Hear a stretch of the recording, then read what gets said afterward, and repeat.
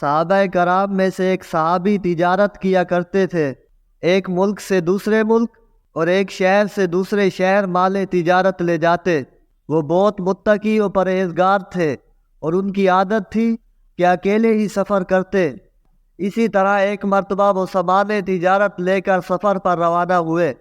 جب ایک جنگل میں پہنچے تو اچانک ایک ڈاکو آپ کے سامنے آ گیا اور کہا، اپنا سارا مال میرے حوالے کر دو اور قتل ہونے کے لیے تیار ہو جاؤ۔ یہ سن کر وہ صحابی رضی اللہ تعالیٰ عنہ فرمانے لگے، تمہارا مقصود مال ہے، تم میرا سارا مال لے لو اور مجھے جانے دو۔ مجھے قتل کرنے سے تمہیں کیا فائدہ ہوگا؟ یہ لو، میں اپنا تمام مال تمہارے حوالے کرتا ہوں۔ یہ سن کر ڈاکو نے کہا، میں تمہارا مال تو لوں گا ہی، مگر تمہیں قتل بھی ضرور کروں گا۔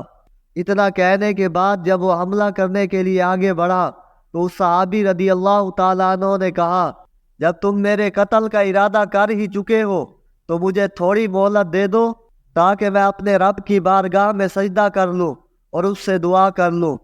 یہ سن کر ڈاکو نے کہا، جو کرنا ہے جلدی کرو، میں تمہیں ضرور قتل کروں گا، جلدی سے نماز وغیرہ پڑھ لو۔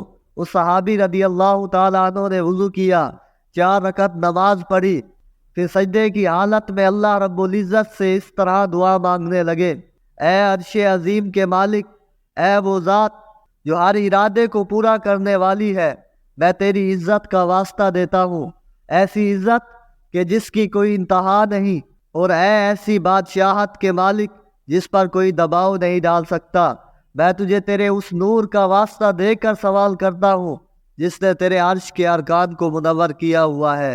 اے میرے پروردگار، مجھے اس ڈاکو کے شر سے محفوظ رکھ۔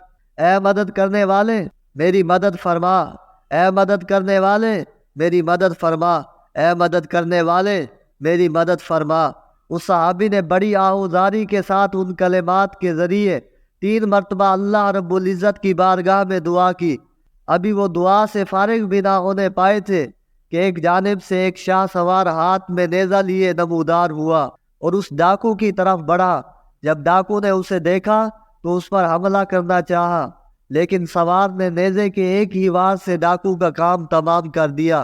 پھر وہ سوار اس صحابی رضی اللہ تعالیٰ عنہ کے پاس آیا اور کہا، کھڑے ہو جائیے۔ یہ سن کر صحابی رسول کھڑے ہوئے اور اس سوار سے کہنے لگے، اے عظیم شخص، میرے ماں باپ تم پر قربان ہو، آج اس مصیبت کے دن تم نے میری مدد کی ہے، تم کون ہو؟ سوار نے کہا، میں اللہ عز و جل کے فرشتوں میں سے ایک فرشتہ ہوں اور 4تھے آسمان سے آپ رضی اللہ تعالیٰ عنہ کی مدد کے لیے آیا ہوں۔ جب آپ رضی اللہ تعالیٰ عنہ نے پہلی بار دعا کی تو آسمان کے دروازوں کی آواز ہمیں سنائی دی۔ پھر جب دوسری مرتبہ آپ نے دعا کی تو ہم نے آسمان میں ایک چیخ و پکار سنی۔ پھر جب آپ رضی اللہ تعالیٰ عنہ نے تیسری مرتبہ یہی دعا کی تو ہمیں یہ آواز سنائی دی۔